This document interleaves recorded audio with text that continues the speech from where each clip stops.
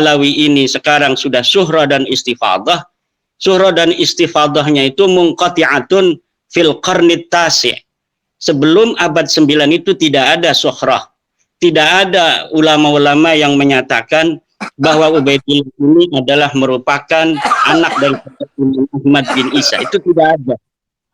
Jadi itu yang perlu digarisbawahi, dan saya tidak pernah menyatakan bahwa saya mewakili NU, walaupun saya adalah pengurus PWNU, pengurus LBM PBNU, tapi saya tidak pernah menyatakan bahwa pendapat ini adalah pendapat PBNU. Demikian. Oke, sudah. Ya. Jadi gini ya, silakan Pak Imad. Masalahnya itu, sampean itu selalu pakai situsnya RMI NU. Itu yang sudah banyak keluhan masuk pada saya dari kalangan Suriah. Dan asal Anda tahu ya Pak, masalah ini sampai dibahas di rapat gabungan PBNU. Tapi saya tidak perlu bocorkan di sini ya, supaya Anda tahu. Bahwasanya ini sudah sampai dibahas dalam tingkat rangkat gabungan. Bahwa Anda betul-betul tidak disetujui mengadakan hal yang seperti ini. Dan ini saya kira tidak untuk konsumsi publik ya, karena suratnya belum dikeluarkan. Tapi saya ingin katakan bahwa di kalangan PBNU rapat harian sudah ada rapat gabungan dan sudah dibahas masalah ini. Tidak ada yang menyetujui pemikiran Anda. Ya, kalau makanya, itu sudah ada rapat, kan rapat itu ada risalah rapat, ya itu nanti kita bisa lihat dalam risalah rapat. Anda bisa cek ini, ada yang ikut rapat. Kemudian, tapi ini belum waktunya saya keluarkan, karena ini masih ada beberapa pertimbangan ya. Tapi yang jelas, Anda jangan gunakan situs RMI untuk berpolemik. Kenapa Anda dikatakan menggunakan nama NU? Karena Anda selalu menguploadnya itu di RMI PBNU. Jangan membawa NU ke konflik ini ya. Bahwa Anda harus cukup pede dengan pesantren Anda. Jangan bawa simbol NU. Tapi kan Anda selalu pidato di mana-mana itu membawa NU. Simbol-simbol NU. Ya ini yang tidak boleh Pak. Karena ini memancing keributan. Anda tahu di PBNU itu ada 9 orang pengurus yang habaib. Ya. Jadi ini supaya difahami.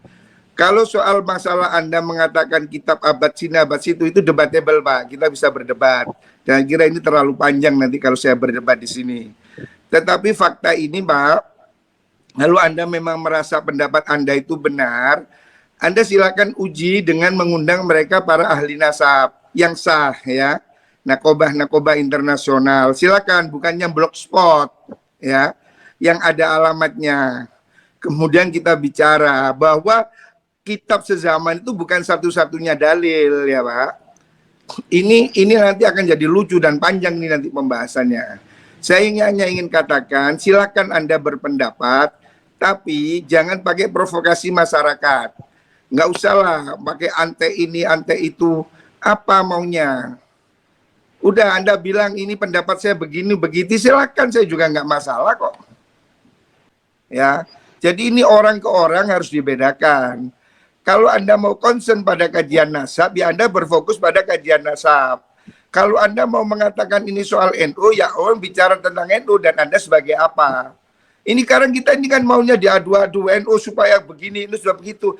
Kalau NU ini merasa ini meresahkan, Ketua Umum PBNU lebih ngerti apa yang harus dilakukan, gitu loh. Nggak harus kita provokasi orang-orang. Kayaknya kita harus perang, bikin laskar, apa-apaan ini. Kalau Anda mau ngomong nasab aja, concern di situ.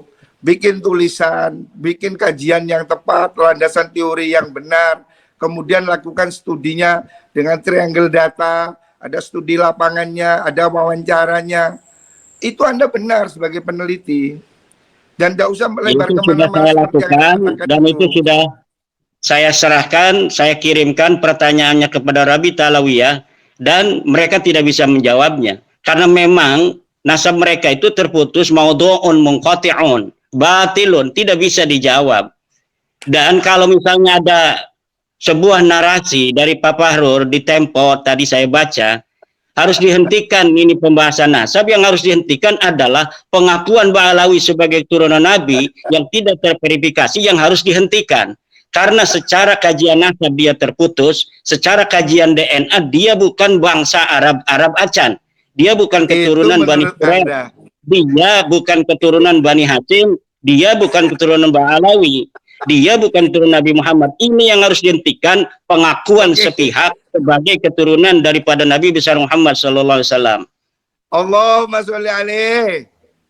Jadi itu pendapat Anda, saudara. Bukan pendapat saya, ini pendapat pakar DNA. Ini pendapat pakar DNA. Semua begitu, saudara. Anda ini bisa untuk diuji. Siapa yang berani untuk berdiskusi, berdialog, seorang pakar DNA dari Ba'alawi untuk mematahkan narasi dan kesimpulan Pak Dr. Sugeng. Tidak ada. Karena kesimpulan semacam itu kesimpulan yang sangat presisi, dan itu pun tidak satu-satunya dari Indonesia yang berpendapat. Dr. As-Su'aibi itu berpendapat yang sama seperti Dr. Sugeng. Umar Az-Zaid juga berpendapat yang sama tentang tes DNA.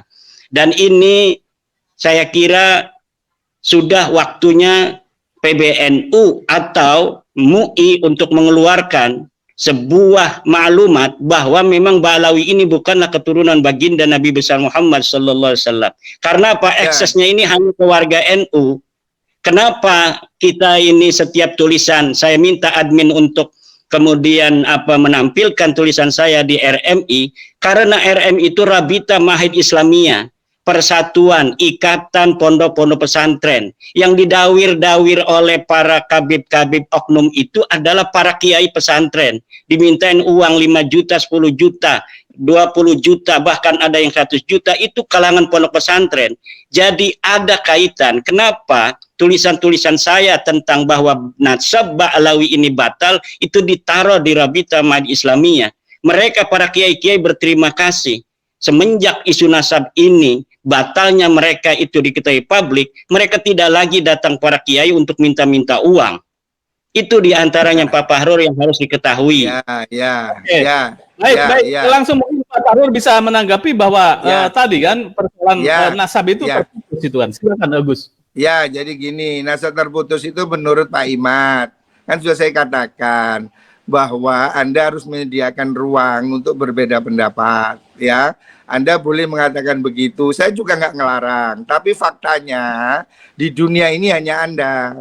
Saya ini Pak sudah ikut beberapa forum internasional. Saya sudah ketemu mereka dan mereka semua mengakui nasab itu. Orang yang saya temui mereka ya, ini apakah mereka punya otoritas di dalam masalah nasab? Ini yang harus kita jangan terlalu merasa rendah diri di hadapan bangsa-bangsa luar.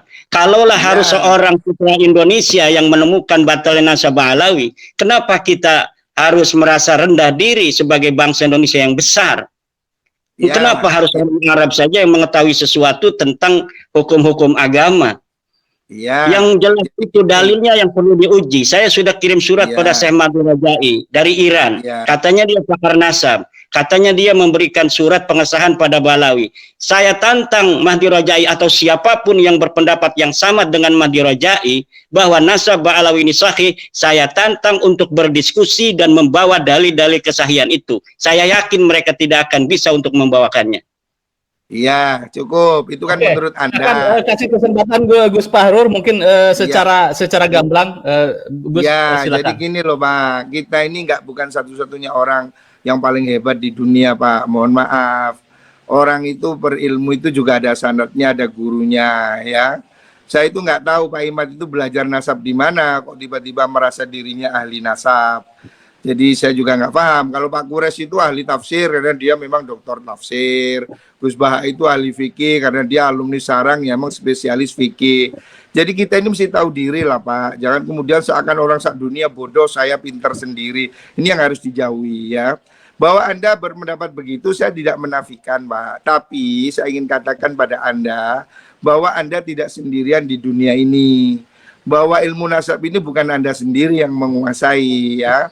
Dan ini kemudian tidak hanya di Indonesia. Kan lucu kalau Anda batalkan hanya di Indonesia, yang di Mesir, yang di Kuwait, yang di Bahrain, yang di seluruh dunia. Apakah kemudian Anda bilang batal hanya Indonesia? Kan nanti jadi lucu, Pak. Dan Anda itu bukan hakim yang bisa batal-batalin orang. Dan nasab itu bukan wudhu yang bisa batal ambil lagi, gitu loh. Jadi lucu ini nanti. Intinya gini aja loh Pak, Anda boleh berpendapat, silakan. Oke, menurut saya begini. Tapi kemudian Anda tidak berhak untuk menjadi hakim kebenaran. Semua orang salah, saya sendiri benar, orang sak dunia salah. Ini terlalu besar Pak menurut saya ya. Jadi kita tinggal lihat masyarakat aja Pak Fahrur, nanti masyarakat apakah akan melihat dalil-dalil dari keterputusan itu yang kuat, apakah akan melihat atau mengikuti Pak Fahrur dengan tanpa dalil bahwa nasabah Alawi itu sahih. Bukan tanpa dalil Pak, cuma saya malas berdebat dengan Anda. Saya malas, saya sudah baca kok sebelumnya tesis Anda itu saya lihat itu di tulisannya Murad Syukri. Sudah mirip-mirip lah, di beberapa internet saya lihat itu narasi-narasi yang hampir sama. Jadi saya nggak kaget Pak, dengan apa yang Anda ungkapkan itu saya nggak kaget. Jadi kita sama-sama melek internet Pak. Jadi saya kalau begitu tinggal dipatahkan saja, tinggal dipatahkan. Kalau memang Pak Fahrur punya dalil, silakan. Mana dalilnya yang menyatakan bahwa Ubaidillah sebagai anak Ahmad? Mana dalilnya bahwa Ahmad bin Isa itu dia pindah ke hijrah ke Yaman? Mana dalilnya bahwa Ahmad bin Isa pernah ada di Basrah? Mana dalilnya bahwa Ahmad bin Isa punya anak namanya Ubaid, kemudian Ubaid punya anak namanya Alwi, Alwi punya saudara namanya Jadid? Tidak ada Pak Fahrur. Itu menurut Anda Pak. Sekali lagi ingin saya katakan, kalau misalnya Pak Fahrur ada, silakan. Saat ini dari pendapat itu. Jangan khawatir, banyak sekali Pak. Itu remeh bagi saya Pak. Tapi saya nggak ingin forum ini kemudian kita jadi debat kusir. Itu nanti kita ada satu forum sendiri. Oke, silakan, siapkan. Saya tantang Pak Fahrur untuk menyiapkan forum dengan saya.